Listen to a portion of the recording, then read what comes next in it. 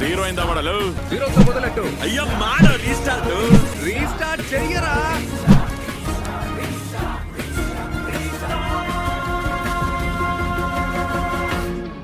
Zero ಇಂದ ಮಾಡು restart. Hi, ಎಲ್ಲರಿಗೂ ನಮಸ್ಕಾರ. ಎಲ್ಲ ಹೇಗಿದ್ದೀರಾ? ಚೆನ್ನಾಗಿದ್ದೀರಾ? ಸೊ ಆರಾಮಾಗಿದ್ದೀರಾ ಅಂತ ಅಂದ್ಕೊಂಡಿದ್ದೀನಿ. ಎಲ್ಲ ಹೇಗೆ ಓದ್ಕೊತಿದ್ದೀರಾ? ಇಲ್ಲಿವರೆಗೂ ನಾವು ಮ್ಯಾನ್ಕೈಂಡ್ ಎವಲ್ಯೂಷನ್ ಹೇಗಿತ್ತು ಅಂತ ಲಾಸ್ಟ್ ವಿಡಿಯೋಲಿ ನೋಡ್ಕೊಂಡು ಬಂದ್ವಿ. ಎಲ್ಲಿಂದ? ಫ್ರಮ್ ಪ್ಯಾಲೋಲಿಥಿಕ್ಕಿಂದ ಮೆಸೋಲಿಥಿಕ್ ಟು ನಿಯೋಲಿಥಿಕ್. ಸಂಕ್ಷಿಪ್ತವಾಗಿ ಹೇಳ್ಬೇಕಂದ್ರೆ, ಒಂದು ಸಮ್ಮರಿಯಾಗಿ ಹೇಳಬೇಕು ಅಂತ ಅಂದರೆ ನೋಡಿಕೊಂಡ್ರೆ, ಪ್ಯಾಲೋಲಿಥಿಕ್ ಏಜಲ್ಲಿ ಏನಾಯಿತು ನಾವು ತಿಳ್ಕೊಂಡಿದ್ದೇನು, ಆ ಒಂದು ಕಾಲದಲ್ಲಿ ನ್ಯಾಚುರಲ್ ಆಗಿ ಸಿಗುವ ಕಲ್ಲನ್ನು ಬಳಸ್ಕೊಂಡು ಫುಡ್ ಡೆಂಟಿಂಗ್ ಆಗಲಿ ಅವ್ರ ಕೆಲಸಗಳಿಗೆ ಯೂಸ್ ಮಾಡ್ಕೊತಿದ್ರು. ಫುಡ್ ಗ್ಯಾದರಿಂಗ್ ಮಾಡೋಕ್ಕೆ ಅದಕ್ಕೆಲ್ಲ ನ್ಯಾಚುರಲ್ ಆಗಿ ಸಿಗೋ ಸ್ಟೋನ್ಗಳನ್ನ ಬಳಸ್ಕೊಂಡು ಯೂಸ್ ಮಾಡ್ಕೊತಿದ್ರು. ಆಮೇಲೆ ಮೆಸೋಲಿಥಿಕ್ ಏಜಲ್ಲಿ ಏನಾಗುತ್ತೆ ಅಂದರೆ ಮಿಡಿಲ್ ಸ್ಟೋನ್ ಏಜ್, ಪಾಲಿಶ್ ಸ್ಟೋನ್ಸ್ನ ಯೂಸ್ ಮಾಡೋಕ್ಕೆ ಸ್ಟಾರ್ಟ್ ಮಾಡ್ತಾರೆ. ಆ್ಯಂಡ್ ಮುಖ್ಯವಾಗಿ ಮೈಕ್ರೋಲಿಥಿಕ್ ಟೂಲ್ಸ್ನ ಅಂದರೆ ಚಿಕ್ಕ ಕಲ್ಲನ್ನ ವೆಪನ್ಸಾಗಿ ಯೂಸ್ ಮಾಡೋಕ್ಕೆ ಸ್ಟಾರ್ಟ್ ಮಾಡ್ತಾರೆ. ಆ್ಯಂಡ್ ಜೊತೆಗೆ ಡೊಮೆಸ್ಟಿಕೇಶನ್ ಆಫ್ ಅನಿಮಲ್ಸ್ ಕೂಡ ಇಲ್ಲಿಂದ ಪ್ರಾರಂಭವಾಗುತ್ತೆ. ಅದಾದಮೇಲೆ ನಿಯೋಲಿಥಿಕ್ ಏಜ್. ನಿಯೋಲಿಥಿಕ್ ಏಜಲ್ಲಿ ಒಂಥರ ಹೊಸ ಚೇಂಜೇ ಆಗೋಗಿದೆ ಅಂತ ಹೇಳ್ಬೋದು. ಯಾಕಂದರೆ ಅಲ್ಲಿ ಅಗ್ರಿಕಲ್ಚರ್ ಬರುತ್ತೆ, ಸೆಟಲ್ಡ್ ಲೈಫ್ ಸ್ಟೈಲ್ಗಳು ಸ್ಟಾರ್ಟ್ ಆಗುತ್ತೆ. ಅಲ್ಲಿ ಬರಿಯಲ್ ಪ್ರಾಕ್ಟೀಸಸ್ ಕೂಡ ಅಂದರೆ ಸತ್ತವ್ರನ್ನ ಉಣಕ್ಕದನ್ನ ಕೂಡ ನಾವು ನಿಯೋಲಿಥಿಕ್ ಏಜಲ್ಲಿ ಕಂಡಿದ್ದೀವಿ. ಆಮೇಲೆ ಪಾಟ್ರಿ ಕೂಡ ಒಂದು ಇಂಪಾರ್ಟೆಂಟ್ ರೋಲ್ನ ಪ್ಲೇ ಮಾಡುತ್ತೆ ನಿಯೋಲಿಥಿಕ್ ಏಜಲ್ಲಿ. ಆ್ಯಂಡ್ ಅಲ್ಲಿ ಇದ್ದಿದ್ದ ಪಾಟ್ರಿ ಸ್ಟೈಲ್ ಯಾವುದು ಅಂದರೆ ಕಾರ್ಡ್ ಇಂಪ್ರೆಸರ್ ಸ್ಟೈಲ್. ಸೊ ಇವೆಲ್ಲ ನಾವು ಲಾಸ್ಟ್ ವಿಡಿಯೋಲಿ ನೋಡಿದ್ವಿ.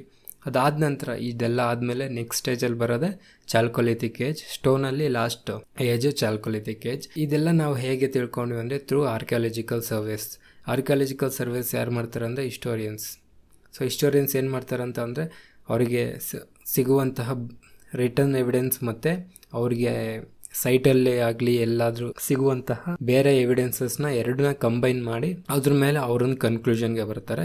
ಆ ಕನ್ಕ್ಲೂಷನಲ್ಲಿ ಬಂದಿರೋದೇ ಇವೆಲ್ಲನೂ. ಸೊ ಇವತ್ತು ಹಿಸ್ಟೋರಿಯನ್ಸ್ಗೆ ಸಿಕ್ಕಿದಂತಹ ಎವಿಡೆನ್ಸ್ ಜೊತೆಗೆ ಅವರು ಈ ಚಾಲ್ಕೋಲಿಥಿಕ್ ಪೀರಿಯಡ್ ಬಗ್ಗೆ ಏನು ಕನ್ಕ್ಲೂಷನ್ ಕೊಟ್ಟರು ಅಂತ ಇವತ್ತು ನಾವು ತಿಳ್ಕೊಳ್ಳೋಣ. ಓಕೆ, ಸೊ ಫಸ್ಟ್ ನೋಡಿಕೊಂಡ್ರೆ ಆಗಿನ ಕಾಲದಲ್ಲಿ ಯಾವುದೇ ರೀತಿಯಾದ ಕಂಟ್ರಿ, ಫಾರ್ ಎಕ್ಸಾಂಪಲ್ ಇವಾಗ ನಮ್ಮದು ಇಂಡಿಯಾ ಅಲ್ವಾ, ಅವಾಗ ಇಂಡಿಯಾ ಅಂತ ಏನೂ ಇರಲಿಲ್ಲ. ಅವಾಗಿದ್ದಿದ್ದು ಗುಂಪಲ್ಲಿ ಕ್ಲಸ್ಟರಲ್ಲಾಗಿ ಒಂದು ಕ್ಲಸ್ಟರ್ ಮಾಡ್ಕೊಂಡು ಒಂದು ಕಮ್ಯುನಿಟಿ ಥರ ಚಿಕ್ಕದಾಗಿ ಒಬ್ಬೊಬ್ಬರು ಒಂದೊಂದು ಜಾಗದಲ್ಲಿ ಇರ್ತಿದ್ರು. ಆ ಕೆಲವೊಂದು ಕ್ಲಸ್ಟರ್ಗಳಲ್ಲಿ ಕೆಲವೊಂದು ಕಲ್ಚರ್ ಯಾವ್ದ್ಯಾವುದು ಅಂತಂದರೆ Kayatha culture, Ahar Banas culture, Malwa culture, Jorwe culture, Savalda culture, Rangpur culture. So ಇವನು ನಮಗೆ ಕ್ವಶನ್ಸ್ ಹೇಗೆ ಕೇಳ್ತಾರೆ ಅಂತ ಅಂದರೆ, ಕಯಾತ ಕಲ್ಚರ್ ಯಾವ ಸ್ಟೇಟಲ್ಲಿ ಪ್ರೆಸೆಂಟ್ ಇರುವ ಯಾವ ಸ್ಟೇಟಲ್ಲಿ ಇತ್ತು, ಅಥವಾ ಜಾರ್ವೆ ಕಲ್ಚರ್ ಪ್ರೆಸೆಂಟ್ ಇರುವ ಯಾವ ಸ್ಟೇಟಲ್ಲಿತ್ತು. ಈ ಥರ ಕ್ವಶನ್ಸು ನಮಗೆ ಇಲ್ಲಿ ಬರ್ತವೆ. ಓಕೆನಾ? ಸೊ ಇವರ ಒಂದು ಲೈಫ್ ಸ್ಟೈಲ್ ಆಗಲಿ, ಅವರ ಒಂದು ರಿಲಿಜಿಯಸ್ ಕಲ್ಚರಲ್ಸ್ ಆಗಲಿ ಎಲ್ಲ ಒಬ್ಬೊಬ್ರದ್ದು ಒಂದೊಂಥರ ಡಿಫ್ರೆಂಟ್ ಆಗಿತ್ತು. ಅವರೊಂದು ಗುಂಪಾಗಿ ಅವ್ರದ್ದೇ ಒಂದು ಸಪ್ರೇಟ್ ಕಲ್ಚರ್ ಆಗಿತ್ತು. ಅವ್ರು ಬೇರೆ ಜನರ ಜೊತೆ ಆಗೋದಾಗಲಿ ಆ ಥರ ಅಷ್ಟೊಂದು ಸಂಬಂಧಗಳನ್ನ ಇಟ್ಕೊತಿರ್ಲಿಲ್ಲ. ಈ ಒಂದು ಚಾಲ್ಕೋಲಿಥಿಕ್ ಏಜಲ್ಲಿ ನಾವು ಮುಖ್ಯವಾಗಿ ನೆನ್ಪಿಟ್ಕೊಬೇಕಿರೋದು ಕಾಪರ್. ಚಾಲ್ಕೋ ಅಂದ್ರೇ ಕಾಪರ್. ಸೊ ಕಾಪರ್ ಇಲ್ಲದೆ ಚಾಲ್ಕೋಲಿಥಿಕ್ ಏಜೇ ಇರೋಲ್ಲ. ಆ್ಯಂಡ್ ನಮಗೆ ಗೊತ್ತು ಕಾಪರ್ ಇಂಡಿಯಾದಲ್ಲಿ ಜಾಸ್ತಿ ಯಾವ ಸೈಡ್ ಸಿಗುತ್ತೆ ಅಂತ ಅಂದರೆ ರಾಜಸ್ಥಾನ್. ಸೊ ಈ ಕ್ಲಸ್ಟರ್ಗಳಾಗಲಿ ಈ ಒಂದು ನಾನೇನು ಹೇಳಿದ್ನ ಕಲ್ಚರಲ್ಸ್ ಆಗಲಿ ಅವರೆಲ್ಲ ಜಾಸ್ತಿ ನಮಗೆ ವೆಸ್ಟರ್ನ್ ಸೈಡ್ ಆಫ್ ಇಂಡಿಯಾದಲ್ಲೇ ಸಿಕ್ಕಿದ್ರು. ಸೊ ನೀವು ಈ ಒಂದು ಇಮೇಜಲ್ಲಿ ರಫ್ ಆಗಿ ಅವರ ಎಲ್ಲೆಲ್ಲಿ ಇದ್ದರು, ಈ ಚಾಲ್ಕೋಲಿಥಿಕ್ ಕಲ್ಚರ್ಸ್ ಎಲ್ಲೆಲ್ಲಿತ್ತು ಅಂತ ನೋಡ್ಕೊಬೋದು. ಇಲ್ಲಿ ಕಯಾತ ಕಲ್ಚರ್ ಆಗಲಿ, ಹರ್ ಕಲ್ಚರ್ ಆಗಲಿ, ಜಾರ್ವೆ ಕಲ್ಚರ್ ಆಗಲಿ, ಸೊ ಮಿಕ್ಕಿದೆಲ್ಲ ಎಲ್ಲೆಲ್ಲಿ ಅಂತ ಈ ಪಿಕ್ಚರಲ್ಲಿ ನಿಮಗೆ ಇಂಡಿಕೇಟ್ ಮಾಡುತ್ತೆ. ಇದು ಜಸ್ಟ್ ರಫ್ ಇಮೇಜ್ ಅಷ್ಟೇ, ಎಕ್ಸಾಕ್ಟಾಗಿ ಅಂತ ಏನಿಲ್ಲ. ಈ ಚಾಲ್ಕೋಲಿಥಿಕ್ ಏಜಲ್ಲಿ ಹರಪ್ಪನ್ ಸಿವಿಲೈಸೇಷನ್ ಕೂಡ ಸ್ಟಾರ್ಟ್ ಆಗಿತ್ತು. ಸೊ ನಾವು ನೋಡಿಕೊಂಡ್ರೆ ಹರಪ್ಪನ್ ಸಿವಿಲೈಸೇಷನ್ಗೆ ರೈಟ್ ಸೈಡಲ್ಲಿ ಈ ಎಲ್ಲ ಕಲ್ಚರಲ್ಸ್, ಈ ಎಲ್ಲ ಕಮ್ಯುನಿಟೀಸ್ ಇತ್ತು. ಸೊ ಇವರಿಂದ ಹರಪ್ಪನ್ ಸಿವಿಲೈಸೇಷನ್ ಅವರು ಏನು ತಗೊತಿದ್ರು? ಕಾಪರ್ನ ತಗೊತಿದ್ರು. ಆ್ಯಂಡ್ ಆ ಕಡೆ ಪ್ರೆಸೆಂಟ್ ಇರಾನ್ ಆ್ಯಂಡ್ ಆಫ್ಘಾನಿಸ್ತಾನ್ ಸೈಡಲ್ಲಿರೋಂಥ ಅವ್ರ ಹತ್ರ ಅವರು ಟಿನ್ ತಗೊತಿದ್ರು. ಸೊ ಟಿನ್ನು ಆಫ್ಘಾನಿಸ್ತಾನಿಂದ ತಗೊಂಡು, ಕಾಪರು ನಮ್ಮಿಂದ ತಗೊಂಡು ಅವರು ಬ್ರಾನ್ಸ್ನ ರೆಡಿ ಮಾಡ್ತಿದ್ರು. ಸೊ ಅದಕ್ಕೆ ನಾವು ಹರಪ್ಪನ್ ಸಿವಿಲೈಸೇಷನ್ಗೆ ಬ್ರಾನ್ಸ್ ಏಜ್ ಅಂತ ಕೂಡ ಕರಿತೀವಿ. ಚಾಲ್ಕೋಲಿಥಿಕ್ ಕಲ್ಚರ್ ಅನ್ನೋದು ದಿನನಿತ್ಯ ಅಭಿವೃದ್ಧಿ ಹೊಂದುತ್ತಾ ಹೋಯಿತು. ಅಲ್ಟಿಮೇಟ್ಲಿ ನೋಡಿಕೊಂಡ್ರೆ ಈ ಚಾಲ್ಕೋಲಿಥಿಕ್ ಕಲ್ಚರ್ ಅವ್ರದ್ದು ಒಂದು ಅಗ್ರಾನಿಯನ್ ಕಲ್ಚರ್ ಆಗಿರುತ್ತೆ. ಅಂದರೆ ಏನಿಲ್ಲ, ಅವ್ರ ಪ್ರಮುಖ ಕೆಲಸ ಏನಾಗಿತ್ತು ಅಂದರೆ ಕಾಪರ್ನ ತಯಾರಿ ಮಾಡಿ ಹರಪ್ಪನ್ ಸಿವಿಲೈಸೇಷನ್ ಅವ್ರಿಗೆ ಕೊಡುವಂಥದ್ದಾಗಿತ್ತು. ಆ್ಯಂಡ್ ಅವ್ರು ತುಂಬ ಚಿಕ್ಕ ಚಿಕ್ಕ ಟೌನ್ಗಳಲ್ಲಿ ಚಿಕ್ಕ ಚಿಕ್ಕ ಜನ ನಿವಾಸವನ್ನು ಮಾಡ್ತಾ ಇದ್ರು. ಈಗ ನಾವು ಈ ಕಾಪರ್ ಏಜಲ್ಲಿ ಎಕ್ಸಾಕ್ಟಾಗಿ ಏನು ಸಿಕ್ತು, ಅವ್ರ ಲೈಫ್ ಸ್ಟೈಲ್ ಏನು, ಇವೆಲ್ಲ ನೋಡೋಣ. Copper was the first metal to be used by the humanity. ಅಂದರೆ ಮಾನವರು ಫಸ್ಟ್ ಮೆಟಲ್ ಯೂಸ್ ಮಾಡಿದ್ದು ತಾಮ್ರ ಅಂತ. ನಮಗೆ ಕಾಪರ್ ಅನ್ನೋದು, ಅದೇ ತಾಮ್ರ ಅನ್ನೋದು ಚಾಲ್ಕೊಲಿಥಿಕ್ ಏಜಿಂದ ಸಿಕ್ತು. ಅಂಡ್ ಮತ್ತೆ ಚಾಲ್ಕೊಲಿಥಿಕ್ ಕಲ್ಚರ್ಸ್ ಇಡೀ ಆಲ್ ಓವರ್ ಇಂಡಿಯಾದಲ್ಲಿ ನಮಗೆ ಆಧಾರಗಳು ಸಿಕ್ಕಿವೆ. ಮುಖ್ಯವಾಗಿ ಇದ್ದಿದ್ದು ಯಾವುದು ಅಂತ ಅಂದರೆ ಮಹಾರಾಷ್ಟ್ರದಿಂದ ಮೇಲೆ, ಅದೇ ಮಹಾರಾಷ್ಟ್ರ, ರಾಜಸ್ಥಾನ್ ಆ ಕಡೆ ಇರೋರು ಮುಖ್ಯವಾಗಿ ಈ ಒಂದು ಏಜ್ನ ಫಾಲೋ ಮಾಡ್ತಿದ್ರು ಅಂತ ತಿಳಿಸಿದ್ದಾರೆ. ಅಂಡ್ ಕೆಲವೊಂದು ಇಂಪಾರ್ಟೆಂಟ್ ಸೈಟ್ಸ್ ನೀವು ಇಲ್ಲಿ ಸ್ಕ್ರೀನ್ ಮೇಲೆ ನೋಡ್ಬೋದು ಎಲ್ಲೆಲ್ಲಿ ಅಂತ. ಇಲ್ಲೊಂದು ಮಾಲ್ವಾ, ಕಯತಾ, ನಾವು ಲಾಸ್ಟ್ ಇದರಲ್ಲೇ ಮ್ಯಾಪಲ್ಲೇ ನೋಡಿದ್ವಿ. ಅದಾದ ನಂತರ ಇನ್ನೇನೇನು ಸಿಕ್ತು ಅಂತ ಅಂದರೆ ಇಲ್ಲಿ ನಮಗೆ ಕೆಲವೊಂದು ಸಣ್ಣ ಸಣ್ಣ ಕಲ್ಲುಗಳು ಸಿಕ್ಕಿದಾವೆ, ವೆಪನ್ಸ್ ಅಂಡ್ ಪಾಟ್ರಿ. ಮೇಯ್ನಾಗಿ ಪಾಟ್ರಿ ಈ ಕಾಲಕ್ಕೆ ಬಂದಾದ ಈ ಒಂದು ಚಾಲ್ಕೊಲಿಥಿಕ್ ಪೀರಿಯಡಲ್ಲಿ ನಮಗೆ ಮುಖ್ಯವಾಗಿ ತಿಳ್ಕೊಬೇಕಾಗಿದ್ದು ಯಾವುದು ಅಂತಂದರೆ ಪಾಟ್ರಿ. ನಮಗೆ ಹಲವಾರು ಪಾಟ್ರಿ ಈ ಒಂದು ಕಾಲಕ್ಕೆ ಸಂಬಂಧಿಸಿದ ಪಾಟ್ರಿಗಳು ಸಿಕ್ಕಿದ್ದಾವೆ. ಅದರಲ್ಲಿ ಬಳಸಿರುವಂಥ ಕಲ್ಲರು ಬ್ಲ್ಯಾಕ್ ಆ್ಯಂಡ್ ರೆಡ್ ವೇರ್. ನಾವು ಮುಂಚೆನೇ ಹೇಳಿದ್ದೆ ನಿಮಗೆ ಲಾಸ್ಟ್ ವಿಡಿಯೋಲಿ, ಬ್ಲ್ಯಾಕ್ ಆ್ಯಂಡ್ ರೆಡ್ ವೇರ್ ಅನ್ನೋದು ಚಾಲ್ಕೊಲಿಥಿಕ್ ಪೀರಿಯಡ್ಗೆ ಸಂಬಂಧಿಸಿರುತ್ತೆ. ಅಂಡ್ ಇದನ್ನು ನಾವು ಫಸ್ಟ್ ಪೇಂಟೆಡ್ ಪಾಟ್ರಿ ಅಂತಲೂ ಕನ್ಸಿಡರ್ ಮಾಡ್ಬೋದು. ಯಾಕಂದರೆ 2 ಡಿಫ್ರೆಂಟ್ ಕಲರ್ಸಿಂದ ಅವರು ಪಾಟ್ರಿನ ರೆಡಿ ಮಾಡ್ತಾಯಿದ್ರು. ಈ ಒಂದು ರೆಡ್ ಆ್ಯಂಡ್ ಬ್ಲ್ಯಾಕ್ ಪಾಟ್ರಿ ನಮಗೆ ಹರಪ್ಪನ್ ಸಿವಿಲೈಸೇಷನಲ್ಲಿ ಕೂಡ ಸಿಕ್ಕಿದೆ.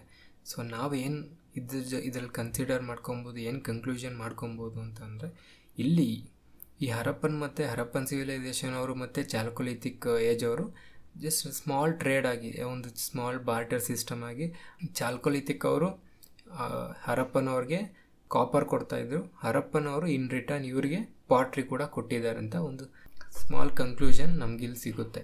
ಈ ಒಂದು ಏಜಲ್ಲಿ ನಮಗೆ ಸ್ಮಾಲ್ ಸ್ಟೋನ್ ಟೂಲ್ಸ್ ಏನು ಅಷ್ಟೊಂದು ಇಂಪಾರ್ಟೆಂಟ್ ಆಗಿರಲ್ಲ. ಯಾಕಂತಂದರೆ ಸ್ಟೋನ್ ಟೂಲ್ಸ್ನ ಮುಖ್ಯವಾಗಿ ಬಳಸ್ತಾ ಇದ್ದಿದ್ದು ಪ್ಯಾರಲಿಥಿಕ್, ಮೆಸೋಲಿಥಿಕ್, ನಿಯೋಲಿಥಿಕ್ ಏಜಲ್ಲಿ. ಸೊ ಅಲ್ಲಿ ನಮಗೆ ಸ್ಟೋನ್ ಟೂಲ್ಸು ಇಂಪಾರ್ಟೆಂಟ್ ಆಗಿರುತ್ತೆ. ಬಟ್ ನಿಯೋಲಿಥಿಕ್ ಏಜ್ ನಂತರ ನಮಗೆ ಪಾಟ್ರಿ ಅನ್ನೋದು ಒಂದು ಪ್ರಮುಖ ಅಂಶವಾಗಿರುತ್ತೆ, ಪ್ರಮುಖ ವಸ್ತುವಾಗಿರುತ್ತೆ. ಪಾಟ್ರಿ ಯಾಕೆ ಅಷ್ಟೊಂದು ಇಂಪಾರ್ಟೆಂಟ್ ಅಂತ ನಾವು ಲಾಸ್ಟ್ ಕ್ಲಾಸಲ್ಲೇ ತಿಳ್ಕೊಂಡ್ವಿ.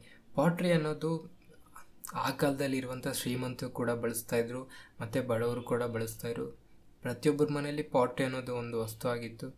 ಸೊ ಆ ವಸ್ತುಗಳ ಆಧಾರದ ಮೇಲೆ ನಾವು ಆ ಒಂದು ಕಮ್ಯುನಿಟಿ ಆಗಲಿ, ಆ ಒಂದು ಕಲ್ಚರ್ ಆಗಲಿ ಎಷ್ಟು ಡೆವಲಪ್ ಆಗಿದೆ ಅಂತ ನಮಗೆ ತಿಳಿಸೋಕ್ಕೆ ಒಂದು ಆಧಾರ ಕೂಡ ಆಗಿತ್ತು. ಎಕ್ಸಾಂಪಲ್ ಹೇಗೆ ಅಂತ ಅಂದರೆ, ರೆಗ್ಯುಲರ್ ಮಡಿಕೆ, ಇವಾಗ ನಾವು ಊರಲ್ಲಿರುತ್ತಲ್ಲ ನೀರು ಕುಡಿಯೋ ಮಡಿಕೆ, ಆ ಥರ ಏನು ಪಾಲಿಶ್ಡ್ ಇಲ್ಲದೆ ನಾರ್ಮಲ್ ಆಗಿರೋ ಮಡಿಕೆ ಜಾಸ್ತಿ ಇದೆ ಅಂತ ಅಂದರೆ ಆ ಒಂದು ಕಲ್ಚರು, ಆ ಒಂದು ಕಮ್ಯುನಿಟಿ ಇನ್ನೂ ಬೆಳೆದಿಲ್ಲ ಅಂತ ಅರ್ಥ. ಅದೇ ಪಾಲಿಶ್ಡ್ ಆಗಲಿ ಪೇಂಟೆಡ್ ಪಾಟ್ರಿ ಸಿಕ್ಕಿದ್ರೆ, ಇಲ್ವಾ ಇನ್ನೂ ಡಿಸೈನ್ಸ್ ಇರೋ ಪಾಟ್ರಿ ಸಿಕ್ಕಿದ್ರೆ ಆ ಒಂದು ಕಲ್ಚರು ಸ್ವಲ್ಪ ಡೆವಲಪ್ ಆಗಿದೆ ಅಂತ ನಾವು ಒಂದು ಕನ್ಕ್ಲೂಷನ್ಗೆ, ಇದರಿಂದ ನಮಗೆ ಒಂದು ಕನ್ಕ್ಲೂಷನ್ ಸಿಗುತ್ತೆ. ಪಾಟ್ರಿ ಇದ್ದಿದ್ದ ಕಡೆ ಅಗ್ರಿಕಲ್ಚರ್ ಕೂಡ ಇರ್ತಿತ್ತು. ಆ ಒಂದು ಮಡಿಕೆಗಳು ಪ್ರಮುಖವಾಗಿ ಯೂಸ್ ಮಾಡ್ತಾ ಇದ್ದಿದ್ದು ಯಾವುದಕ್ಕೆ, ಸ್ಟೋರೇಜ್ಗೆ. ಸೊ ಅದ್ರ ಮೇಲೂ ನಾವು ಬೇಸ್ಡ್ ಮಾಡ್ಕೊಂಡು ಅವ್ರು ಎಷ್ಟು ಡೆವಲಪ್ ಆಗಿದ್ರು ಅಂತ ತಿಳ್ಕೊಬೋದು. ಯಾವ್ಯಾವ ರೀತಿ ಅಗ್ರಿಕಲ್ಚರ್ ಪ್ರಾಡಕ್ಟ್ಸ್ನ, ಅಗ್ರಿಕಲ್ಚರ್ ವಸ್ತುಗಳನ್ನ ಅವರು ತಯಾರಿ ಮಾಡ್ತಾಯಿದ್ರು ಅಂತ ನಾವು ತಿಳ್ಕೊಬೋದು.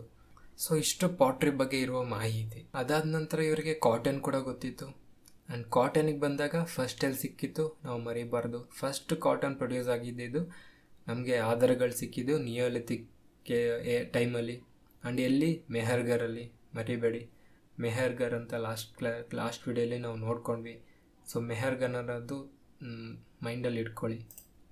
ನಮಗೆ ಗೊತ್ತು ನಿಯೋಲಿಥಿಕ್ ಏಜ್ ಅಲ್ಲಿದ್ದವರು ಅಗ್ರಾರಿಯನ್ಸ್ ಅಂತ, ಅವ್ರು ಅಗ್ರಿಕಲ್ಚರಲ್ಲಿ ತೊಡಗಿದ್ರು ಅಂತ. ಸೊ ಅವರೇ ಅದ್ರ ನೆಕ್ಸ್ಟ್ ಫೇಸಲ್ಲಿ, ಅಂದರೆ ಅಲ್ಲಿಂದ ನೆಕ್ಸ್ಟ್ ಚೇಂಜ್ ಅವರು ಚಾಲ್ಕೊಲಿಥಿಕ್ ಪೀರಿಯಡ್ನ ಅವ್ರು ಬಳಸ್ಕೊಂಡಿರ್ತಾರೆ. ಸೊ ಅದಾದ ನಂತರ ಚಾಲ್ಕೊಲಿಥಿಕ್ಕಿಂದ ಮತ್ತೆ ಹರಪ್ಪನ್ಗೆ ಮರ್ಜ್ ಆಗಿರ್ತಾರೆ. ಎಕ್ಸಾಂಪಲ್ ಹೇಗೆ ಹೇಳ್ಬೇಕಂತ, ಇವಾಗ ನಾವು ಅಷ್ಟಲ್ವ, ಒಂದೇ ಕೆಲಸ ಮಾಡ್ತಿದ್ದೀವಿ ಅಂದರೆ ಬರೀ ಒಂದೇ ಕೆಲಸ ಮಾಡಲ್ವಲ್ಲ. ನೆಕ್ಸ್ಟ್ ಏನಾದ್ರು ಅಪ್ಗ್ರೇಡೇಷನ್ಸ್ ಬಂದರೆ ಅದಕ್ಕೆ ಅಪ್ಗ್ರೇಡ್ ಹೋಗ್ತಾ ಇರಬೇಕು. ಅವರು ಅದೇ ಥರ ಫಸ್ಟ್ ಅಗ್ರಿಕಲ್ಚರ್ ಮಾಡ್ತಾಯಿದ್ರು, ಅದ್ರ ಜೊತೆಗೆ ಆಮೇಲೆ ಕಾಪರ್ನ ಇದು ಮಾಡೋಕ್ಕೆ ಕೂಡ ಸ್ಟಾರ್ಟ್ ಮಾಡೋದು. ಅದಾದ ನಂತರ ಹರಪ್ಪನ್ ಸೆಟಲ್ಮೆಂಟ್ಸಲ್ಲಿ ಕೂಡ ಮರ್ಜ್ ಆದರು. ಸೊ ಹರಪ್ಪಂದು ನಾವು ನೆಕ್ಸ್ಟ್ ಕ್ಲಾಸಲ್ಲಿ ನೋಡೋಣ, ತುಂಬ ಚೆನ್ನಾಗಿರುತ್ತೆ ಹರಪ್ಪಂದು ಮಾತ್ರ. ಅವ್ರದ್ದು ಎಕನಾಮಿ ನೋಡಿಕೊಂಡ್ರೆ ಒಂದು ವಿಲೇಜ್ ಸೆಟಲ್ಡ್ ಎಕನಾಮಿ ಆಗಿರುತ್ತೆ. ಯಾಕಂದರೆ ಅವರು ದೊಡ್ಡ ಟೌನ್ಸ್ಗಳಲ್ಲಾಗಲಿ ಇರಲಿಲ್ಲ, ಚಿಕ್ಕ ಕಲ್ಚರಲ್ಲಿ ಚಿಕ್ಕ ಊರುಗಳಲ್ಲಿ ಇರ್ತಾರೆ. ಸೊ ಅವ್ರ ಎಕನಾಮಿ ತುಂಬ ಚಿಕ್ಕದಾಗಿರುತ್ತೆ. ಮೇ ಬಿ ಅವ್ರ ಹತ್ರ ಇದ್ದಿದ್ದು ಕಾಪರ್ನ ಅವರು ಹರಪ್ಪನವ್ರಿಗೆ ಕೊಡ್ತಿದ್ರು. ಇವೆಲ್ಲ ಚಿಕ್ಕ ಚಿಕ್ಕ ಟ್ರೇಡ್, ಚಿಕ್ಕ ಚಿಕ್ಕ ಬಾರ್ಟರ್ ಸಿಸ್ಟಮ್, ದೊಡ್ಡದಾಗೇನು ನಡೀತಾ ಇರಲಿಲ್ಲ. ಇವ್ರದ್ದು ಒಂದು ಹಿಂದುಳಿದ ಎಕನಾಮಿ ಅಂತಲೂ ನಾವು ಹೇಳ್ಬೋದು. ತುಂಬ ಚಿಕ್ಕದಾಗೆ ಅವರವರಲ್ಲೇ ಲೋ ಲೆವೆಲಲ್ಲಿ ಈ ಒಂದು ಎಕಾನಮಿ ಇತ್ತು ಆಗಿನ ಕಾಲದಲ್ಲಿ. ಸೊ ಇವರೊಂದು ಹೌಸಿಂಗ್ ಸೆಟಲ್ಮೆಂಟ್ಸ್ ನೋಡಿದ್ರೆ, ಅಂದರೆ ಅವ್ರು ಯಾವ ರೀತಿ ಮನೆಗಳನ್ನು ಕಟ್ಕೊತಿದ್ರು ಈ ಕಾಲಕ್ಕೆ ಹೊಂದಿದವರು. ಅಂದರೆ ನಾವು ಪ್ಯಾಲಿಯೋಲಿಥಿಕ್ ಏಜಲ್ಲಿ ನೋಡಿಕೊಂಡ್ರೆ ಅವ್ರು ಕೇವ್ಸಲ್ಲಿ, ರಾಕ್ ಶೆಲ್ಟರ್ಸಲ್ಲಿ ಇರ್ತಿದ್ರು. ಅದಾದ ನಂತರ ನಿಯೋಲಿಥಿಕ್ ಏಜಿಗೆ ಬಂದಾಗ ನಮಗೆ ಮಡ್ ಬ್ರಿಕ್ಸ್ ಸಿಕ್ತು. ಅಂದರೆ ಕೆಲವೊಂದು ನಾರ್ತ್ ಸೈಡ್ ಅವರು ಗುಂಡಿಗಳು ಮಾಡ್ಕೊಂಡು ಕೂಡ ಇರ್ತಿದ್ರು. ಕೆಲವೊಂದು ಕಡೆ ಮಡ್ ಬ್ರಿಕ್ಸಿಂದ ಮನೆಗಳನ್ನ ಕಟ್ಕೊಂಡಿರ್ತಿದ್ರು. ಈ ಕೆಳಗಿರೋ ಫೋಟೋದಲ್ಲಿ ನೀವು ನೋಡ್ತಿರೋದು ನಿಜವಾದ ಹೌಸ್ ಅಲ್ಲ, ಇದು ಜಸ್ಟ್ ಒಂದು ಆರ್ಟಿಫಿಷಿಯಲ್ ಆಗಿ ಮಾಡಿ ತೋರಿಸ್ತಿರೋದು ಅಷ್ಟೇ. ನಮಗೆ ಈ ಒಂದು ಏಜಲ್ಲಿ ಬರ್ಂಟ್ ಬ್ರಿಕ್ಸಿಂದ ಯೂಸ್ ಮಾಡ್ಕೊಂಡು ಕಟ್ಟಿದ ಮನೆಗಳ ಆಧಾರಗಳು ಎಲ್ಲೂ ಸಿಕ್ಕಿಲ್ಲ. ಬಟ್ ನಮಗೆ ಅದೇ ಬರ್ಂಟ್ ಬ್ರಿಕ್ಸ್ ಆಧಾರಗಳು, ಸುಟ್ಟಿರುವ ಕಲ್ಲಿಟ್ಕೆಗಳಿಂದ ಮಾಡಿರುವ ಮನೆಗಳು ಆಧಾರಗಳು ನಮಗೆ ಹರಪ್ಪನ್ ಸಿವಿಲೈಸೇಷನಲ್ಲಿ ಸಿಕ್ಕಿವೆ. ಬಟ್ ಈ ಒಂದು ಕಾಲದಲ್ಲಿ ಈ ಒಂದು ಚಾಲ್ಕೊಲಿಥಿಕ್ ಏಜಲ್ಲಿ ನಮಗೆ ಯಾವುದೇ ರೀತಿ ಸಿಕ್ಕಿಲ್ಲ. ಸೊ ಇದರಿಂದ ಏನು ಗೊತ್ತಾಗುತ್ತೆ ಅಂದರೆ ಹರಪ್ಪನ್ ಸಿವಿಲೈಸೇಷನ್ಗೂ ಇದಕ್ಕೂ ತುಂಬ ಡಿಫ್ರೆನ್ಸ್ ಇದೆ. ಅವರೇ ಬೇರೆ ಇವರೇ ಬೇರೆ ಅಂತ ನಾವು ಇದರಿಂದ ಒಂದು ಕನ್ಕ್ಲೂಷನ್ಗೆ ಬರ್ಬೋದು. ಇವಾಗೂ ಎಷ್ಟೊಂದು ಕಡೆ ಸುಟ್ಟಿರುವ ಇಟ್ಕೆ ಕಲ್ಲಿಂದ ಮನೆಗಳನ್ನ ಕಟ್ತಾರೆ. ಸೊ ಈ ಇಟ್ಕೆ ಕಲ್ಲು ಎಲ್ಲಿಂದ ಬಂದ್ವು ಅಂತ ಅಂದರೆ ಫಸ್ಟ್ ನಮಗೆ ಈ ಸಿಕ್ಕಿದ್ದು ಹರಪ್ಪನ್ ಸಿವಿಲೈಸೇಷನಲ್ಲೇ ನಮಗೆ ಈ ಸುಟ್ಟಿರುವ ಕಲ್ಲುಗಳಿನ ಆಧಾರಗಳು ಮೊದಲನೇದಾಗಿ ಸಿಕ್ಕಿದ್ದು. ಇದರಿಂದ ನಾವು ಏನು ಕನ್ಕ್ಲೂಷನ್ ತಗೊಬೋದು, ಹರಪ್ಪನ್ ಸಿವಿಲೈಸೇಷನ್ಗೂ ಈ ಸಿವಿಲೈಸೇಷನ್ಗೂ ತುಂಬ ವ್ಯತ್ಯಾಸ ಇದೆ. ಇವ್ರಿಗೂ ಯಾವುದೇ ರೀತಿಯ ಸಂಬಂಧ, ಅಂದರೆ ಆ ಕಲ್ಚರ್ಗೂ ಈ ಕಲ್ಚರ್ಗೂ ಯಾವುದೇ ರೀತಿಯ ಸಂಬಂಧ ಇಲ್ಲ. ಆದರೂ ಅವ್ರು ಇಂಡಿಯಾದಲ್ಲಿ ಇದ್ದರೂ ಕೂಡ ಅವ್ರದ್ದೇ ಬೇರೆ ಕಲ್ಚರ್ ಆಗಿತ್ತು, ಇವ್ರದ್ದೇ ಬೇರೆ ಕಲ್ಚರ್ ಆಗಿತ್ತು. ಸೆಟ್ಲ್ಮೆಂಟ್ಸ್ಗೆ ಬಂದರೆ ಜೌರೆ ಸೆಟ್ಲ್ಮೆಂಟ್ ಅನ್ನೋದು ಈ ಒಂದು ಏಜಲ್ಲಿ ಒಂದು ಸ್ಟೇಬಲ್ ಆದ ಸೆಟಲ್ಮೆಂಟ್ ಆಗಿತ್ತು. ಜೊತೆಗೆ ಅದೇ ವೈಡ್ ಸ್ಪ್ರೆಡ್ ಆಗಿ ಎಕ್ಸ್ಪೆನ್ಷನ್ ಕೂಡ ಆಗ್ತಿತ್ತು, ಬೇಗ ಎಕ್ಸ್ಪೆನ್ಷನ್ ಆಗ್ತಿತ್ತು. ಬಟ್ ಜೌರೆ ಕಲ್ಚರ್ನ ಒಂದು ಟೈಮ್ ಪೀರಿಯಡ್ ನೋಡಿಕೊಂಡ್ರೆ, ಜೌರೆ ಕಲ್ಚರ್ ಅನ್ನೋದು 1400 700 BC ಒಳಗಡೆ ನಡೆದಿದ್ದು. ಬಟ್ ಆ ಒಂದು time period Harappan civilisation decline ಆಗುವಂತಹ ಟೈಮ್ ಆಗಿರುತ್ತೆ. ಯಾಕಂದರೆ ಹರಪ್ಪನಲ್ಲಿ ನಾವು 3 ರೀತಿ ಟೈಮ್ ಲೈನ್ ನೋಡ್ತೀವಿ. ಒಂದು ಪ್ರೀ ಹರಪ್ಪನ್, ಮತ್ತು ಮೆಚ್ಯೂರ್ಡ್ ಹರಪ್ಪನ್ ಏಜು, ಮತ್ತು ಡಿಕ್ಲೈನೇಷನ್ ಆಫ್ ಹರಪ್ಪನ್ ಏಜ್ ಅಂತ. ಪ್ರೀ ಹರಪ್ಪನ್ ಏಜಲ್ಲಿ ಹರಪ್ಪನ್ ಸಿವಿಲೈಸೇಷನ್ನು ಟುವರ್ಡ್ಸ್ ಜಾಸ್ತಿ ಅಫ್ಘಾನಿಸ್ತಾನ್ ಸೈಡ್, ಇರಾನ್ ಸೈಡ್ ಇರ್ತಾರೆ. ಮೆಚ್ಯೂರ್ಡ್ ಫೇಸಲ್ಲಿ ಅವರು ರಿವರ್ ಇಂಡಸ್ ಅಕ್ಕಪಕ್ಕ ಇರ್ತಾರೆ. ಹರಪ್ಪನ್ ಸಿವಿಲೈಸೇಷನ್ ಡಿಕ್ಲೈನ್ ಆಗ್ತಾ ಅವರು ಟುವರ್ಡ್ಸ್ ಇಂಡಿಯಾ ಕಡೆ, ಮಾಡರ್ನ್ ಡೇ ಇಂಡಿಯಾ ಕಡೆ ಜಾಸ್ತಿ ಬರ್ತಾರೆ. ಅಂಡ್ ಬರಿಯಲ್ ಪ್ರಾಕ್ಟೀಸಸ್ಗೆ ಬಂದರೆ ಈ ಒಂದು ಏಜಲ್ಲಿ ತುಂಬ ಅದಕ್ಕೆ ಪ್ರಾಮುಖ್ಯತೆ ಕೊಟ್ಟಿದ್ದಾರೆ. ಯಾಕಂದರೆ ನಮಗೆ 2 ಥರ ಬರಿಯಲ್ ಪ್ರಾಕ್ಟೀಸಸ್ನ ಈ ಒಂದು ಕಾಲದಲ್ಲಿ ನೋಡ್ತೀವಿ. ಒಂದೇನಂತಂದರೆ ಡೆಡ್ ಬಾಡಿನ ಸತ್ತ ನಂತರ ಅವ್ರನ್ನ ಸುಟ್ಬಿಟ್ಟು ಆ ಒಂದು ಬೂದಿ ಏನಿರುತ್ತೋ ಅದನ್ನು ಮಡಿಕೆಯಲ್ಲಿ ಹಾಕ್ಬಿಟ್ಟು, ಇವಾಗೂ ಕೂಡ ನಾವು ಕಾಶಿಲಾಗಲಿ ಎಷ್ಟೊಂದು ಕಡೆ ಅದೇ ಥರ ಮಾಡ್ತಾರೆ. ಸುಟ್ಟ ನಂತರ ಅವರ ಬೂದಿನ ತಗೊಂಡೋಗಿ ನೀರಲ್ಲಿ ಬಿಡ್ತಾರಲ್ವ, ಅದೇ ರೀತಿ ಅವರು ಆಗಿನ ಕಾಲದಲ್ಲಿ ಏನು ಮಾಡ್ತೀರ ಅಂದರೆ ಸುಟ್ಟ ನಂತರ ಚಿಕ್ಕ ಚಿಕ್ಕ ಮೂಳೆಗಳನ್ನ ಒಂದು ಮಡಿಕೆಯಲ್ಲಿ ಇಟ್ಬಿಟ್ಟು ಅವರ ಮನೆ ಕೆಳಗಡೆನೆ ಊತಕೊಂತಿದ್ರು. ಅದೊಂಥರ. ಆಮೇಲೆ ಇನ್ನೊಂದು, ಇಲ್ಲಿ ನೋಡಿದ್ರೆ ನೀವು ಫುಲ್ಲು ಇದೊಂದು ಚಿಕ್ಕ ಮಗುವಿನ ಫುಲ್ಲು ಶರೀರನೇ ಮಡಿಕೆಯಲ್ಲಿ ಇಟ್ಬಿಟ್ಟು ಮುಚ್ಚಾಕ್ತಿದ್ರು. ಈ 2 ರೀತಿ ಬರಿಯಲ್ ಪ್ರಾಕ್ಟೀಸಸ್ನ ಈ ಒಂದು ಚಾಲ್ಕೊಲಿಥಿಕ್ ಏಜ್ ಅವರು ಫಾಲೋ ಮಾಡ್ತಾಯಿದ್ರು. ಯಾವುದೋ 2, ಒಂದು ಸುಟ್ಟ ನಂತರ ಆ ಮೂಳೆಗಳನ್ನ ಮಡಿಕೆಯಲ್ಲಿ, ಅದೇ ಕಳಶದಲ್ಲಿ ಚಿಕ್ಕ ಮಡಿಕೆಯಲ್ಲಿ ಹಾಕ್ಬಿಟ್ಟು ಊತಾಕ್ತಿದ್ರು. ಇನ್ನೊಂದು ಫುಲ್ ಬಾಡಿನ ಮಡಿಕೆಯಲ್ಲಿ ಇಟ್ಬಿಟ್ಟು ಊತಾಕ್ತಿದ್ರು. ಇದೊಂದು 2 ರೀತಿ ತುಂಬ ಇಂಪಾರ್ಟೆಂಟ್ ಆಗಿರುವಂಥ ವಿಷಯ ಚಾಲ್ಕೊಲಿಥಿಕ್ ಏಜಲ್ಲಿ. ಆ ಊಣಾಕೋದ್ರ ಜೊತೆಗೆ ಕೆಲವೊಂದು ಕಾಪರ್ ಐಟಮ್ಸ್ ಕೂಡ ಸಿಕ್ಕಿದ್ದಾವೆ. ಅಂದರೆ ಡೈಲಿ ಯೂಸ್ ಮಾಡುವಂಥ ಕಾಪರ್ ಐಟಮ್ಸ್ ಕೂಡ ಆ ಒಂದು ಹಾಕಿರೋ ಜಾಗದಲ್ಲಿ ಸಿಕ್ಕಿದ್ದಾವೆ. ಸೊ ಇದರಿಂದ ನಮಗೇನು ಅರ್ಥ ಆಗುತ್ತೆ ಅಂದರೆ, ಈ ಕಾಲದಲ್ಲಿರೋರು ನೆಕ್ಸ್ಟ್ ಲೈಫ್ ಇರುತ್ತೆ, ನೆಕ್ಸ್ಟ್ ಜನ್ಮ ಇರುತ್ತೆ ಅಂತ ಆಗಿನ ಕಾಲದಲ್ಲಿ ನಂಬ್ತಾ ಇದ್ರು. ಅದಕ್ಕೋಸ್ಕರ ಆ ಒಂದು ಕಾಪರ್ ಐಟಮ್ಸ್ನ ಅವರು ಹಾಕೋದ್ರ ಜೊತೆಗೆ ಆ ಕಾಪರ್ ಐಟಮ್ಸ್ನ ಕೂಡ ಹಾಕ್ತಾಯಿದ್ರು. ಇದೊಂದು ಇಂಪಾರ್ಟೆಂಟ್ ವಿಷಯ ಅಂತ ನಾವು ನೆನ್ಪಿಟ್ಕೊಬೇಕಂದ್ರೆ, ಯಾಕಂದರೆ ಇವಾಗ್ಲೂ ನಾವೊಂದು ಕೆಲವೊಂದು ಈ ರೀತಿ ಪ್ರಾಕ್ಟೀಸಸ್ನ ಮಾಡ್ತೀವಿ. ಮತ್ತು ಈ ಒಂದು ಏಜಲ್ಲಿ ಟೆರಕೋಟಾ ಫಿಗರ್ಸ್ ಅಂದರೆ ಕ್ಲೇಯಲ್ಲಾಗಲಿ ಒಂದು ಮಣ್ಣಲ್ಲಾಗಲಿ ಮಾಡಿರುವಂಥ ದೇವರಿಗೆ ಪೂಜೆ ಮಾಡ್ತಾಯಿದ್ರು. ಯಾಕಂದರೆ ಅವ್ರು ನ್ಯಾಚುರಲ್ ಫೋರ್ಸ್ಗೆ ಜಾಸ್ತಿ ಇಂಪಾರ್ಟೆನ್ಸ್ ಕೊಡ್ತಾಯಿದ್ರು. ಫಾರ್ ಎಕ್ಸಾಂಪಲ್ ಇವಾಗ ರೈನ್ ಬಂದರೆ ಅವ್ರಿಗೆ ಗೊತ್ತಿಲ್ಲ ಎಂತಕ್ಕೆ ಮಳೆ ಬರ್ತಿದೆ ಅಂತ, ಸೊ ಅದಕ್ಕೆ ಪೂಜೆ ಮಾಡ್ತಾಯಿದ್ರು. ಗ್ರಹಣ ಆದರೆ ಅವ್ರಿಗೆ ಗೊತ್ತಿಲ್ಲ ಗ್ರಹಣ ಎಂತಕ್ಕೆ ಆಗುತ್ತೆ ಅಂತ, ಸನ್ನಿಗೆ ಪೂಜೆ ಮಾಡ್ತಾಯಿದ್ರು. ಆ ಥರ ಆಗಿನ ಕಾಲದಲ್ಲಿ ವಿಷ್ಣು, ಶಿವ ಅವ್ರಿಗೆಲ್ಲ, ಗಣೇಶ ಇವ್ರಿಗೆಲ್ಲ ಏನು ಪೂಜೆ ಮಾಡ್ತಾ ಇರಲಿಲ್ಲ. ಅವರು ಪೂಜೆ ಮಾಡ್ತಿದ್ದ ಫಸ್ಟ್ ಗಾಡ್ ಯಾರು ಅಂತ ಅಂದರೆ ನಾವು ಮದರ್ ಗಾಡೆಸ್ನ ಅಂತ ಕ್ವಶನ್ಸ್ ಕೂಡ ಕೇಳಿದ್ದಾರೆ. ಸೊ ಇದೊಂದು ನೆನ್ಪಿಟ್ಕೊಳ್ಳಿ. ಈ ಕೆಳಗಿರುವ ಇಮೇಜಸ್ಸಲ್ಲಿ ನೀವು terracotta figures of mother goddess ನೋಡ್ಬೋದು. ಬಟ್ ಈಗಿರುವಂತಹ ದೇವರುಗಳು ನಾವು ಗುಪ್ತ ಪೀರಿಯಡಿಂದ ನೋಡ್ತೀವಿ, ಮತ್ತು ವೇದಿಕ್ ಪೀರಿಯಡಲ್ಲಿ ಇನ್ನೊಂದಷ್ಟು ಜನ ಬರ್ತಾರೆ, ಇನ್ನೊಂದಷ್ಟು ದೇವರು ಬರ್ತಾರೆ. ಅದು ಏಂತಕ್ಕೆ ಬರ್ತಾರೆ, ಆವಾಗಲಿಂದನೇ ಏಂತಕ್ಕೆ ಪೂಜೆ ಮಾಡ್ತಿದ್ರು, ಅವೆಲ್ಲ ನಾವು ನೆಕ್ಸ್ಟ್ ಕ್ಲಾಸಲ್ಲಿ ಅಂದರೆ ವೇದಿಕ್ ಕ್ಲಾಸಲ್ಲಿ ಯಾವಾಗ ನೆಕ್ಸ್ಟ್ ವೀಡಿಯೋಲಿ ಅವಾಗ ನೋಡೋಣ. ಇವಾಗ ಇದ್ರದ್ದು ಮಾತ್ರ ನೋಡೋಣ. ಸೊ ಹರಪ್ಪಕ್ಕೂ ಮುಂಚೆ ಏಜಲ್ಲಿ, ಅದೇ ಚಾಲ್ಕೊಲಿಥಿಕ್ ಏಜಲ್ಲಿ ಮೇಜರಾಗಿ ನ್ಯಾಚುರಲ್ ಫೋರ್ಸಸ್ಗೆ ಪೂಜೆ ಮಾಡ್ತಿದ್ದು ನಾವು ತಿಳ್ಕೊಂಡ್ವಿ. ಅದ್ರ ಜೊತೆಗೆ ಎತ್ತುಗಳನ್ನ ಪೂಜೆ ಮಾಡಿರುವ ಆಧಾರಗಳು ನಮಗೆ ಎಷ್ಟೊಂದು ಸಿಕ್ಕಿದ್ದಾವೆ. ಆಬ್ವಿಯಸ್ಲಿ ಅವರೊಂದು ಅಗ್ರಾರಿಯನ್ ಕಲ್ಚರ್ ಆಗಿರುತ್ತೆ, ಅಗ್ರಿಕಲ್ಚರಲ್ಲಿ ತೊಡಗಿರೋದ್ರಿಂದ ಅವ್ರಿಗೆ ಎತ್ತುಗಳ ಉಪಯೋಗ ಎಷ್ಟೊಂದಿರುತ್ತೆ. ಸೊ ಎತ್ತುಗಳಿಗೆ ಕೂಡ ಅವರು ಪೂಜೆ ಮಾಡ್ತಿದ್ದನ್ನು ಈ ಒಂದು ಕಲ್ಚರಿಂದ ನಾವು ನೋಡ್ಬೋದು. ಆ್ಯಂಡ್ ಆರ್ಟ್ ಆ್ಯಂಡ್ ಆರ್ಕಿಟೆಕ್ಚರ್ಗೆ ಬಂದರೆ ಈ ಕಾಲದಲ್ಲಿರೋರಿಗೆ ಆಬ್ವಿಯಸ್ಲಿ ಅವ್ರಿಗೆ ಕಾಪರ್ ಸಿಗ್ತಿತ್ತು. ಸೊ ಕಾಪರಿಂದ ಸ್ಮೆಲ್ಟಿಂಗ್ ಅಂದರೆ ಕಾಪರಿಂದ ಬೇರೆ ಬೇರೆ ರೀತಿಯ ವಸ್ತುಗಳಾಗಲಿ, ಬೇರೆ ಬೇರೆ ರೀತಿಯ ಟಾಯ್ಗಳಾಗಲಿ, ವಸ್ತುಗಳಲ್ಲಿ ಅವರಿಗೆ ಬೇಕಾಗಿರುವಂಥ ವಸ್ತುಗಳನ್ನ ಕಾಪರ್ನ ಸುಟ್ಟಿ ತಯಾರಿಸ್ಕೊತಿದ್ರು. ಅದನ್ನೇ ನಾವು ಕಾಪರ್ ಸ್ಮೆಲ್ಟಿಂಗ್ ಅಂತ ಕೂಡ ಕರಿತೀವಿ. ಇದು ಇಂಡಿಯಾದವ್ರಿಗೆ ಆಗಲಿ ತುಂಬ ಇಂಪಾರ್ಟೆಂಟ್ ಆಗಿರುತ್ತೆ. ಯಾಕಂತ ಅಂದರೆ ಫಸ್ಟ್ ಟೈಮ್ ಮೆಟಲಿಂದ ಒಂದು ಮೆಟಲ್ನ ಯೂಸ್ ಮಾಡಿಕೊಂಡು ತಯಾರಿಸುವ ಟೆಕ್ನಾಲಜಿ ಇಲ್ಲಿಂದ ಬಂದಿದೆ. ಇದೊಂದು ಟೆಕ್ನಾಲಜಿ ಅಡ್ವಾನ್ಸ್ಮೆಂಟ್ ಅಂತ ಕೂಡ ಕರಿಬೋದು. ಯಾಕಂದರೆ ಇದಕ್ಕಿಂತ ಮುಂಚೆ ಅವ್ರು ಬರೀ ಕಲ್ಲುಗಳನ್ನ ಯೂಸ್ ಮಾಡಿಕೊಂಡು, ಪಾಲಿಶ್ಡ್ ಕಲ್ಲಾಗಲಿ, ನ್ಯಾಚುರಲ್ ಕಲ್ಲಾಗಲಿ ಯೂಸ್ ಮಾಡಿಕೊಂಡು ಅವ್ರ ಕೆಲಸಗಳನ್ನ ಮಾಡ್ಕೊತಿದ್ರು. ಬಟ್ ಈ ಒಂದು ಕಾಲದಲ್ಲಿ ಅವ್ರು ಕಾಪರ್ನ ಯೂಸ್ ಮಾಡಿಕೊಂಡು, ಕಲ್ಲುಗಳ ಜೊತೆಗೆ ಕಾಪರ್ ಯೂಸ್ ಮಾಡಿಕೊಂಡು ಅವರ ಕೆಲಸಗಳನ್ನ ಮಾಡ್ತಾಯಿದ್ರು. ಚಾಲ್ಕೊಲಿಥಿಕ್ ಪೀರಿಯಡ್ ವಿಲೇಜಸ್ಸು ಪ್ರಾಪರ್ ಇಂಡಿಯಾದಲ್ಲಿ ಅಂದರೆ ಪ್ರೆಸೆಂಟ್ ಇಂಡಿಯಾದಲ್ಲಿರುವ ಅರ್ಲಿಯೆಸ್ಟ್ ವಿಲೇಜಸ್ ಆಗಿರುತ್ತೆ. ನಾವು ಮುಂಚೆ ನೋಡಿದ್ವಿ ಮೆಹರ್ಗರು ಇಂಡಿಯಾದ ಫಸ್ಟ್ ವಿಲೇಜ್ ಅಂತ ಕನ್ಸಿಡರ್ ಮಾಡಿದ್ವಿ ಅಂತ. ಬಟ್ ಅದು ಪ್ರೆಸೆಂಟ್ ಮಾಡರ್ನ್ ಡೇ ಪಾಕಿಸ್ತಾನಲ್ಲಿರೋದ್ರಿಂದ ಪ್ರೆಸೆಂಟ್ ಮಾಡರ್ನ್ ಡೇ ಇಂಡಿಯಾ ಅಂದರೆ ನಮಗೆ ಸಂಬಂಧಿಸಿದ ಜಾಗದಲ್ಲಿರುವ ಫಸ್ಟ್, ಆಗಿನ ಕಾಲದಲ್ಲಿ ಫಸ್ಟ್ ವಿಲೇಜ್ ಯಾವುದು ಅಂತ ಅಂದರೆ, ಫಸ್ಟ್ ವಿಲೇಜಸ್ಸು ಯಾವ ಕಾಲಕ್ಕೆ ಸಂಬಂಧಿಸಿದಂದರೆ ಆಧಾರಗಳ ಪ್ರಕಾರ ಅದು ಚಾಲ್ಕೊಲಿಥಿಕ್ ಏಜ್ಗೆ ಸಂಬಂಧಿಸಿರೋ. ಆ್ಯಂಡ್ ನಮಗೆ ಮಧ್ಯಪ್ರದೇಶ್, ಮಹಾರಾಷ್ಟ್ರದಲ್ಲಿ ಕೆಲವೊಂದು ಫಾರ್ಟಿಫೈಡ್ ಸೆಟಲ್ಮೆಂಟ್ಸ್ ಕೂಡ ಕಂಡು ಬಂದಿವೆ.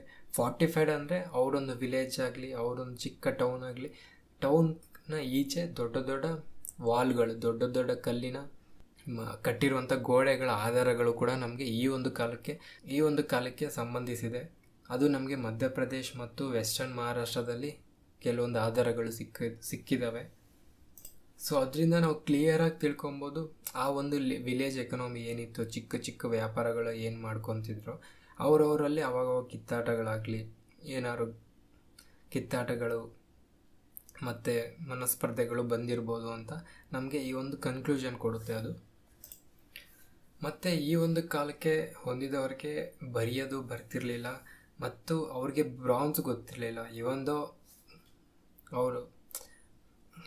ಅವರು ಹರಪ್ಪನವ್ರಿಗೆ ಕಾಪರ್ ಕೊಡ್ತಾಯಿದ್ರು ಕೂಡ ಇವ್ರಿಗೆ ಬ್ರಾನ್ಸ್ ಅನ್ನೋದು ಗೊತ್ತಿರಲಿಲ್ಲ.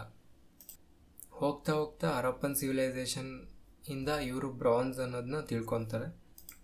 ಇವರು ಹರಪ್ಪನ್ ಸಿವಿಲೈಸೇಷನ್ಗೆ ಕಂಪೇರ್ ಮಾಡಿಕೊಂಡ್ರೆ ಒಂದು ಬ್ಯಾಕ್ವರ್ಡ್ ಅಂದರೆ ಹಿಂದುಳಿದ ಕಮ್ಯುನಿಟಿ ಅವರು ಆಗಿರ್ತಾರೆ. ಸೊ ಅವ್ರದ್ದು ರಿಲಿಜನ್ ಆಗಲಿ, ಲೈಫ್ ಸ್ಟೈಲ್ ಆಗಲಿ, ಇವೆಲ್ಲವೂ ಅವ್ರಿಗೂ ಇವ್ರಿಗೂ ತುಂಬ ಡಿಫ್ರೆನ್ಸ್ ಆಗಿರುತ್ತೆ. ಸೊ ಇಷ್ಟು ಈ ಒಂದು ಚಾಲ್ಕೊಲಿಥಿಕ್ ಪೀರಿಯಡ್ಗೆ ಸಂಬಂಧಿಸಿದ್ದು. ಜಸ್ಟ್ ಒಂದು ಸಲ ನಾವು ಸಮ್ಮರಿ ನೋಡಿಕೊಂಡ್ರೆ ಮೇಯ್ನಾಗಿ ನಾವು ಚಾಲ್ಕೊಲಿಥಿಕ್ ಏಜಲ್ಲಿ ಏನೇನು ಬರುತ್ತೆ, ಡಿಫ್ರೆಂಟ್ ಟೈಪ್ಸ್ ಆಫ್ ಕಲ್ಚರ್ಸ್ ಬರುತ್ತೆ, different types of cultural settlements ಬರುತ್ತೆ. ಅವ್ರದ್ದು ಫಸ್ಟ್ ಮೆಟಲ್ ಕಾಪರ್ ಆಗಿರುತ್ತೆ. ಕಾಪರ್ ಅನ್ನೋದು ಫಸ್ಟ್ ನಮಗೆ ಚಾಲ್ಕೊಲಿಥಿಕ್ ಏಜಲ್ಲೇ ಸಿಕ್ಕಿರುತ್ತೆ. ಆ್ಯಂಡ್ ಮೇಯ್ನಾಗಿ pottery and black and red pottery ಈ ಒಂದು ಚಾಲ್ಕೊಲಿಥಿಕ್ ಏಜ್ಗೆ ರಿಲೇಟೆಡ್ ಆಗಿರುತ್ತೆ. ಕಾಪರ್ ಸೆಟಲ್ಡ್ ಕಲ್ಚರ್ಸ್ ಮತ್ತು red and black pottery and cotton ಈ ಕಾಲದಲ್ಲಿ ನಮ್ಮ ಇಂಡಿಯಾದಲ್ಲಿ ಚಾಲ್ಕೊಲಿಥಿಕ್ ಏಜಲ್ಲಿ ಸಿಕ್ಕಿರುತ್ತೆ. ಅದಕ್ಕಿಂತ ಪ್ರಾಪರ್ ಚಾಲ್ಕೊಲಿಥಿಕ್ ಏಜಲ್ಲಿ ಇಂಡಿಯಾದಲ್ಲಿ ಈ ಒಂದು ಏಜಿಂದ ಸಿಕ್ಕಿರುತ್ತೆ. ಅವ್ರದ್ದು ಎಕನಾಮಿಕ್ ತುಂಬ ಚಿಕ್ಕದಾಗಿರುತ್ತೆ. ಮಡ್ ಬ್ರಿಕ್ಸ್ನ ಯೂಸ್ ಮಾಡಿಕೊಂಡು ಮನೆಗಳನ್ನ ಕಟ್ಕೊತಿದ್ರು. ಅವ್ರಿಗೆ ಬರ್ನ್ ಬ್ರಿಕ್ಸ್ ಅಂದರೆ ಗೊತ್ತಿರಲಿಲ್ಲ. ಆ್ಯಂಡ್ ಅವ್ರ ನ್ಯಾಚುರಲ್ ಫೋರ್ಸಸ್ಗೆ ಪೂಜೆ ಮಾಡ್ತಿದ್ರು. For example mother goddess. And ಅವರು ಬರಿಯಲ್ ಪ್ರಾಕ್ಟೀಸಸ್ಸು 2 ರೀತಿ ಇತ್ತು. ಒಂದು ಸುಟ್ಟಿರೋರ್ದು ಮೂಳೆಗಳನ್ನ ಒಂದು ಚಿಕ್ಕ ಮಡಿಕೆಯಲ್ಲಿ ಹಾಕಿ ಊತಾಕ್ತಿದ್ರು. ಮತ್ತೊಂದು ಫುಲ್ ಬಾಡಿನೇ ಒಂದು ಮಡಿಕೆಯಲ್ಲಿ ಇಟ್ಬಿಟ್ಟು ಊತಾಕ್ತಿದ್ರು.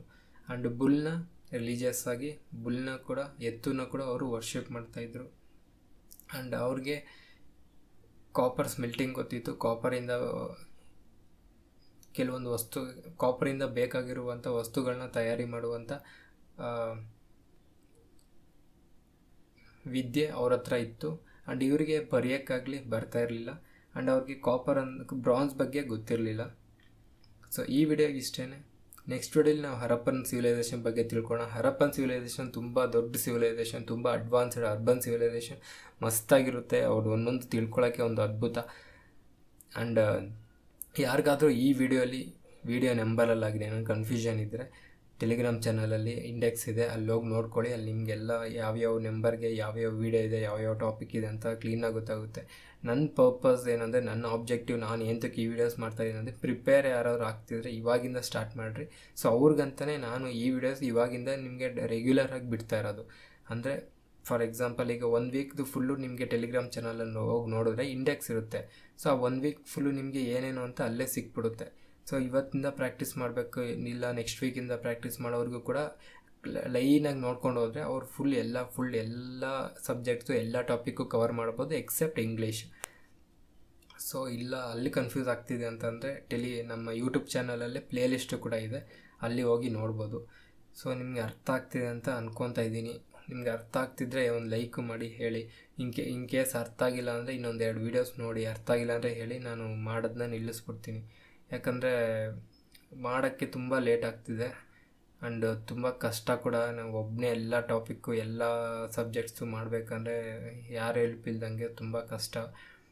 ಆ್ಯಂಡ್ ಸೊ ಅದಕ್ಕೋಸ್ಕರ ನನ್ನ ಪರ್ಪಸ್ ಏನಂದರೆ, ತುಂಬ ದೂರ ಇರೋರು ಅಥವಾ ಬೇರೆ ಊರಲ್ಲಿರೋರು ಕೋಚಿಂಗ್ ಹೋಗೋಕ್ಕಾಗಲ್ಲ, ಅವ್ರಿಗೋಸ್ಕರ ಅಟ್ಲೀಸ್ಟ್ ಏನೋ ಒಂದು ಸ್ವಲ್ಪ ಪ್ರಯತ್ನ ಪಟ್ಟು ಹೇಳ್ತಾ ಇದ್ದೀನಿ. ಸೊ ಅಟ್ಲೀಸ್ಟ್ ಒಂದು ಸ್ವಲ್ಪ ಆದರೂ ನಿಮಗೆ ಅರ್ಥ ಆಗ್ತಿದೆ ಈ ವಿಡಿಯೋಸ್ ಅಂತ ಅಂದರೆ ನನಗೆ ಕಮೆಂಟಲ್ಲೋ ಲೈಕೋ ಮಾಡಿ. ಸಬ್ಸ್ಕ್ರೈಬ್ ಮಾಡಿಲ್ಲ ಅಂದರೂ ಪರವಾಗಿಲ್ಲ, ನನಗೆ ಇದರಿಂದ ಕಾಸು ಬರುತ್ತೆ ಅಂತ ಏನೂ ಮಾಡ್ತಿಲ್ಲ. ಅದೊಂದು ವಿಷಯ ಹೇಳಬೇಕು ಅಂತ ಅಂದ್ಕೊಂಡಿದ್ದೆ. ಸೊ ನಿಮ್ಗೆ ಅರ್ಥ ಆಗ್ತಿದೆ ಇಲ್ವಾ ಅಂತ ನಂಗೆ ದಯವಿಟ್ಟು ತಿಳಿಸಿ. ಅರ್ಥ ಆಗ್ತಿಲ್ಲ ಅಂದರೆ ನಾನು ಮಾಡೋದು ನಿಲ್ಲಿಸ್ಬಿಡ್ತೀನಿ. ಸೊ ಈ ವಿಡಿಯೋಗೆ ಇಷ್ಟನೇ. ನೆಕ್ಸ್ಟ್ ವಿಡಿಯೋಲಿ ಮತ್ತೆ ಸಿಗ್ತೀನಿ. Thank you. ನನ್ನ ಹೆಸರು ತೇಜ. ಬಾಯ್.